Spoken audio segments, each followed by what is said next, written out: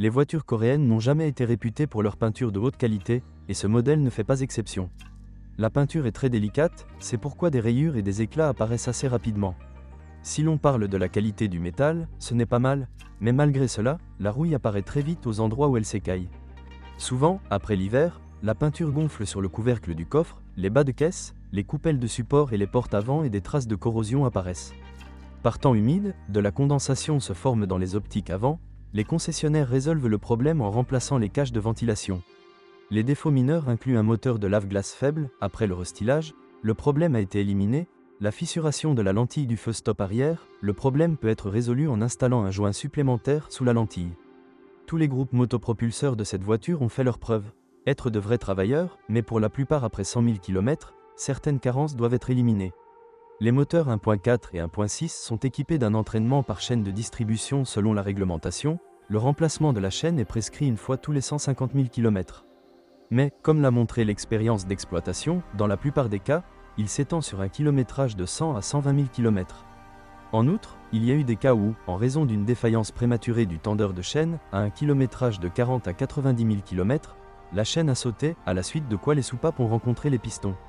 Un signal sur la nécessité de changer la chaîne sera un grondement du diesel et une augmentation du bruit lors du démarrage d'un moteur froid en raison de l'utilisation de carburant de mauvaise qualité. Des problèmes avec le neutralisant surviennent plus près de 100 000 km, le remplacement coûte $500. Pour éviter les problèmes, il est nécessaire de rincer le système d'injection et le papillon des gaz tous les 30 à 40 000 km. Étant donné que ces moteurs utilisent du produit d'étanchéité au lieu de joint, tous les 60 à 80 000 km, le moteur se couvre de taches d'huile. De plus, de l'huile peut s'écouler à travers le joint d'huile arrière du vilebrequin, ainsi que sous le carter de distribution avant.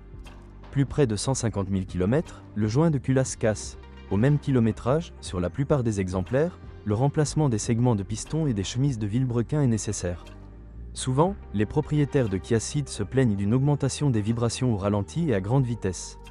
Il peut y avoir deux raisons à cette maladie. Premièrement, l'un des supports moteurs est en panne.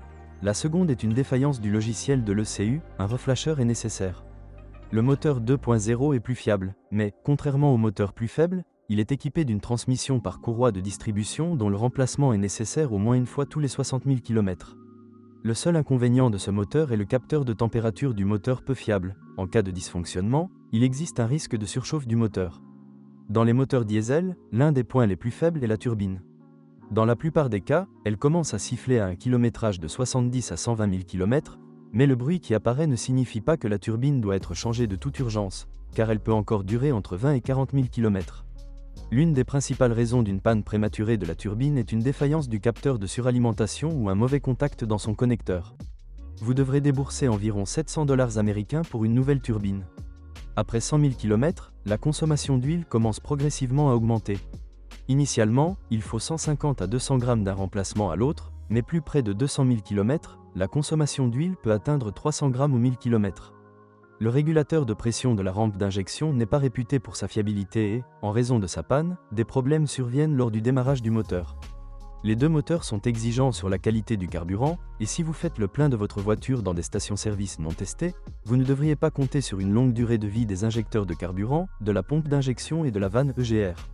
Ce modèle est équipé de deux types de boîtes de vitesse. Une automatique à 4 vitesses, ainsi qu'une mécanique à 5 et 6 vitesses. Des transmissions plus modernes n'étaient installées qu'avec les moteurs diesel. Le plus souvent, des problèmes surviennent avec la transmission manuelle. Le point le plus faible n'est pas la boîte elle-même, mais son embrayage. Des problèmes peuvent apparaître après 15 000 km, se manifestent par un bourdonnement en marche arrière et dans les rapports inférieurs plus tard, un patinage de l'embrayage apparaît, le remplacement du disque d'embrayage est nécessaire. À un kilométrage de 80 000 à 100 000 km, la butée de débrayage meurt. Sur les voitures ayant un kilométrage de 130 000 km ou plus, il existe une forte probabilité de défaillance de l'embrayage de synchronisation et de la bague de blocage du troisième engrenage. Le problème se manifeste par un craquement lors du changement de vitesse. Très souvent, les propriétaires constatent une augmentation du bruit provenant de la transmission. Il peut y avoir deux raisons. Un faible niveau d'huile dans la boîte et le bruit peut également être causé par l'usure du siège du roulement de l'arbre d'entrée. Même si la transmission automatique pose moins de problèmes, elle n'est pas sans inconvénients. Sur les premiers exemplaires, avec un kilométrage de 80 à 120 000 km, l'arbre primaire de la boîte peut se briser. Les problèmes les plus courants avec les transmissions automatiques sont la défaillance des capteurs et les problèmes du système électrique de la transmission. Les problèmes apparaissent après 120 000 km. Si toutes les recommandations d'entretien et de fonctionnement sont respectées, la transmission automatique durera entre 250 et 300 000 km. Les concepteurs de Kia Ceed ont mis en place un type de suspension populaire pour les voitures modernes de cette classe. Avant, McPherson. À l'arrière, il y a un multibras. Cette conception de suspension donne une agréable impression de maniabilité et de confort, mais elle doit être payée par la fragilité et un entretien coûteux du châssis.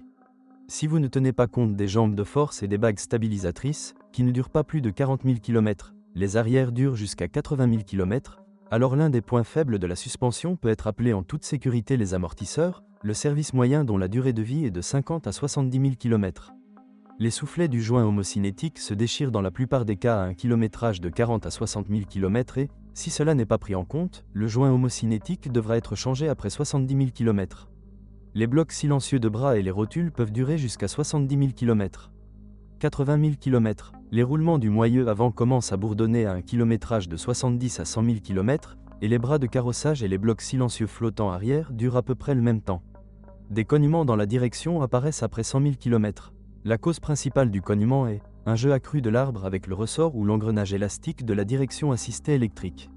Souvent, la cause du cognement est l'arbre de transmission de l'arbre de direction, ou plutôt ses liaisons cannelées et la crémaillère de direction. Souvent, les propriétaires sont confrontés à un arrêt spontané de la direction assistée électrique. De plus, en cas de dysfonctionnement, le volant peut mordre et se déplacer sur le côté. L'intérieur du Kia Ceed est constitué de matériaux d'assez bonne qualité, malgré le nombre de. Les grincements et autres bruits parasites augmentent parallèlement à l'âge de la voiture. Les propriétaires se plaignent souvent d'un dysfonctionnement du mécanisme de réglage du siège conducteur. De tels défauts peuvent être qualifiés d'inconvénients gênants et il est peu probable qu'ils affectent négativement votre décision lors du choix d'une voiture. Mais les dysfonctionnements des équipements électriques peuvent laisser un arrière-goût désagréable. Le point le plus faible de l'électrotechnique est considéré comme le câblage et les connecteurs de connexion. En raison d'un mauvais contact, des dysfonctionnements de la centrale airbag et de l'antidémarrage sont possibles et des données incorrectes s'afficheront sur le tableau de bord.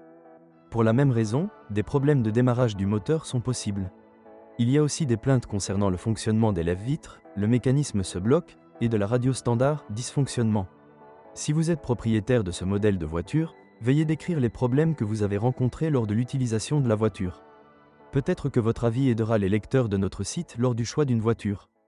Bonjour les amis, vous cherchez une voiture d'occasion? Vous devez prêter attention au site web carm.pro. Carm.pro est grand catalogue de voitures, moteurs, boîtes de vitesse. Et le meilleur, c'est que vous pouvez trouver des informations sur les pannes de n'importe quelle pièce. Complètement gratuit. Allez sur le site web carm.pro et découvrez tous les éventuels points faibles des voitures d'occasion.